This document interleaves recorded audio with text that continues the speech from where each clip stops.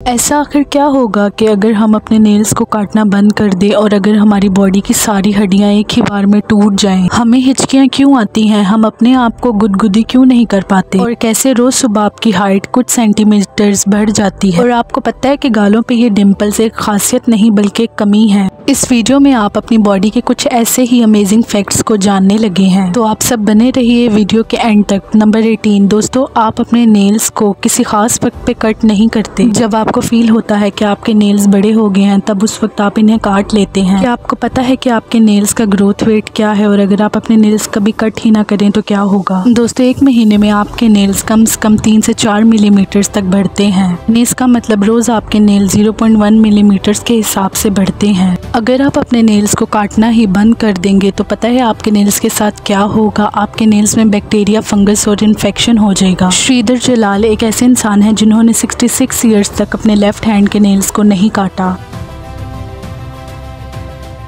और इन्होंने 2018 में अपने नेल्स काटे थे और ये रिकॉर्ड गिनीज वर्ल्ड रिकॉर्ड में भी मौजूद है। इन तमाम सालों में इनके नेल्स की लेंथ 909 सेंटीमीटर हो गई। दोस्तों, इनके नेल का वजन इतना ज्यादा बढ़ गया था कि इनके हाथ की उंगलियां टेढ़ी होना शुरू हो गई थी। और तो और दोस्तों, इनके नेल्स के वजन की वजह से इनकी बॉडी की लेफ्ट साइड की नर्व डैमेज हो गई थी। लेफ्ट ईयर की हेयरिंग एबिलिटी भी चली गई थी। अब जानते हैं 17 फैक्ट।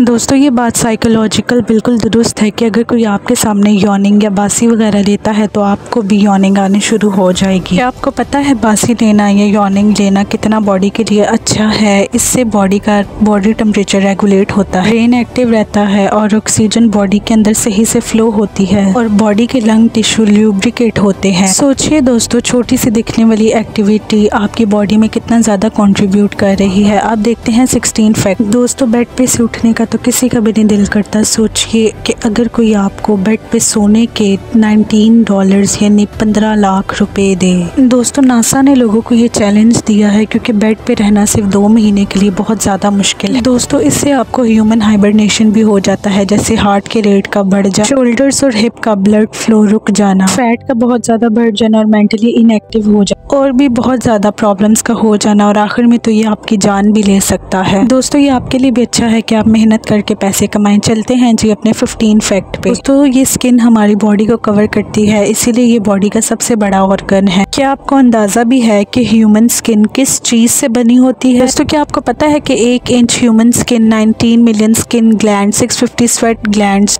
20 ब्लड वेसल्स और 1000 नर्व एंडिंग से बनी है? क्या आपको पता है कि ह्यूमन स्किन भी स्नेक की केचुली की तरह हर 28 दिन के बाद रिप्लेस होती है? आसान लफ्जों में ये कि हर 28 दिन के बाद स्किन सेल जनरेट होते हैं और ड्राई सेल हवा में उड़ जाते हैं। नंबर 14 दोस्तों, जब आपको हिचकियां आती हैं तो आपसे हर कोई कहता है कि आपको कोई याद कर रहा है। क्या आपको पता है कि हिचकियां आने का बायोलॉजिकल रीजन क्या हो सकता है? असल में दोस्तों, ह्यूमन बॉडीज में लंग्स के नीचे डायफ्राम मसल्स होते हैं जो चेस्ट कैविटी से एब्डोमेन को अलग रखते हैं और डायफ्राम इनवॉलेंट्री कॉन्ट्रैक्ट होता है तो हमारी वोकल कॉर्ड्स बंद हो जाती हैं। इसीलिए इंसान को हिचकियां आती हैं और ये हिचकियां कम से कम 2 से 3 मिनट तक रह सकती हैं और ज़्यादा से ज़्यादा ये 48 घंटों तक होती हैं। लेकिन दोस्तों, चार्ल्स ओसबोर्न एक ऐसे इंसान हैं जिसे तकरीबन 1922 से हिचकियां आने शुरू हुई और इनकी हिचकियां 1990 में बंद हुई। दोस्तों, इन्हें 68 ईयर्स तक हिचकियां आती रही। दोस्तों, चार्ल्स को उनकी लाइफ में तकरीबन 430 मिलियन हिचकियां आई। उनकी डेथ से 1 साल पहले 97 ईयर्स में उनकी हिचकियां बंद हो गई। दोस्तों, इनका नाम हमें गिनीज बुक में भी मिल जाएगा। चलें जी, अब आते हैं 13 फैक्ट पे।